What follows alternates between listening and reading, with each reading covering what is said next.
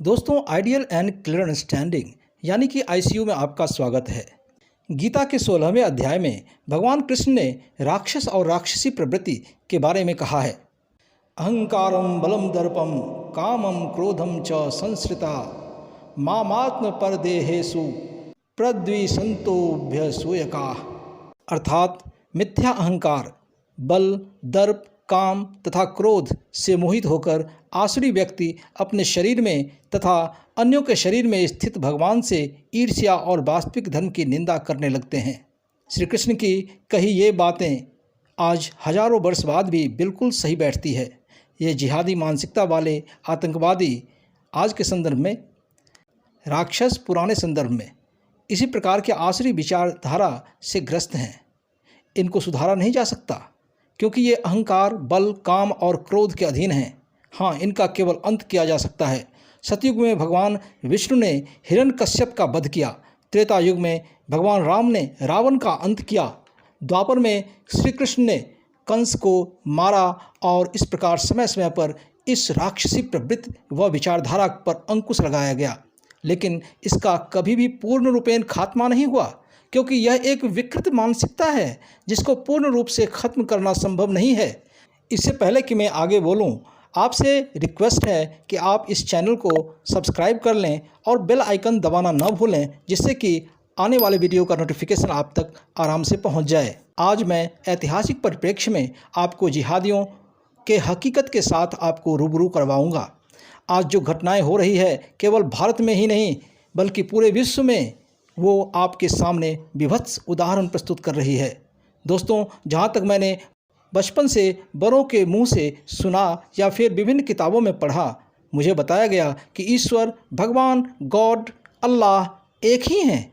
इनमें कोई अंतर नहीं है। विश्व में वह समाज शांति, भाईचारा, आपसी प्रेम का भाव ही ईश्वर को प्रसन्न करता है। लेकिन आज जब समाज की ओर शांति और भाईचारा का टकटकी लगाए मैं देखता हूँ तो ईश्वर भक्ति का एक विभत्स स्वरूप हमारे आंखों के सामने नजर आता है, जिसमें ईश्वर यानी कि अल्लाह की कृपा केवल समाज के एक खास तबके को ही मिलने की बात कही जाती है। उनका मानना है कि अल्लाह ही संसार के मालिक हैं और इस्लाम ही उनके आदेशों का संरक्षक, बाकी सारे अधर्मी अथवा काफिर हैं। इसलिए काफिरों को जीने का अधिकार नहीं हो सकता और उनका कत्ल कर दिया जाना चाहिए। और इसी नाम पर वे खुलेआम जानवरों का ही नहीं बल्कि लोगों का भी कत्ल करते हैं, और वो भी अल्लाह अकबर का नारा लगाते हुए अथवा ईश्वर का नाम लेते हुए। हम ऐसे लोगों को आतंकवादी व कट्टरवादी कह के पुकारते हैं। हमारे धर्मशास्त्रों में देवताओं और दानवों की बात कही गई है। समय समय पर देवताओं और दानवों अथवा राक्षसों में संघर्ष होता रहा है। भौतिक सुख के लोभी व हिंसा की प्रवृत्ति को अपने जीवन का मूल आधार मानने वाले ही दानव या राक्षस कहलाए, जबकि आध्यात्म, शांति और अहिंसा में विश्वास रखने वाले देवता कहलाए। भगवान श्री कृष्ण अर्जुन को श्रीमद् भागवत गीता में बताते हैं, तानहं दुष्यतः क्रूरा संसारेषु नराधमान क्षिपाम्यजस्त्र मसूभाना सुरेष्वेव योनिषु।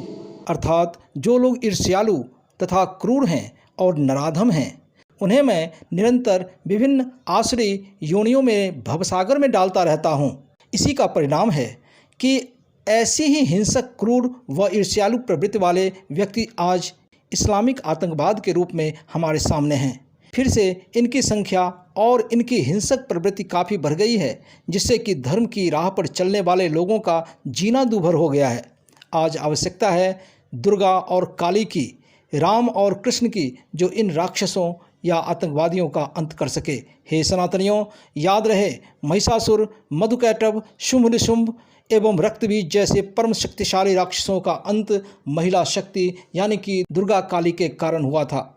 रावण का अंत सीता के कारण और कौरवों का अंत द्रौपदी के कारण हुआ था। और आज इन इस्लामिक जिहादियों ने एक और सनातनी दुर्गा काली स्वरूपा नुपुर शर्मा को अपना मोहरा बनाया है। उन्हें पता नहीं कि नुपुर उनका काल बनकर आई है और उनका समूल अंत होने वाला है।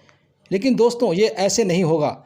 इन जिहादियों को सबक सिखाने के लिए किसी को अर्जुन बनना होगा तो किसी को भीम, किसी को हनुमान बनना होगा तो किसी को बलराम, किसी को राम का वानरी सेना बनना होगा तो किसी को पांडव सेना। तभी हम इन जिहादियों को अपनी धरती से मिटा पाएंगे। इसलिए हे सनातनियों, आज धर्म के रक्षार्थ बलिदान देने का वक्त आ गया है और अपने देश, समाज व विश्व में शांति लाने के लिए दुर्गा स्वरूपा नुपुर शर्मा का साथ देना होगा और अपनी पूरी ताकत से इन जिहादियों का प्रतिरोध करना होगा। पर याद रहे कि ये जिहादी केवल कुछ लोगों का समूह नहीं है, बल्कि एक विकृत मानसिकता वाले इसके समर्थकों की भी भारी संख्या है। हमें कुछ ऐसा करना होगा जिससे कि जिहादी और जिहादी मानसिकता दोनों पर अंकुश लगाया जा सके। और ये काम केवल मोदी योगी के भरोसे नहीं हो सकता। आखिर हम कब तक सहारे के बदौलत जिंदा रहेंगे? आज आप सबको राम और कृष्ण बनना पड़ेगा, अर्थात घर घर से मोदी योगी पैदा करना होगा, जिससे कि इन जिहादियों का समूल अंत किया जा सके। मनुस्मृति में कहा गया है, धर्मो एव हतो हन्ति धर्मो रक्षति रक्षिता तस्मात् धर्मो न हन्तव्यो मन धर्मो हतो बाधिता। अर्थात न्याय उल्लंघन किया जा रहा है, न्याय नष्ट कर देता है। न्याय संरक्षित किया जा रहा है, न्याय संरक्षित करता है।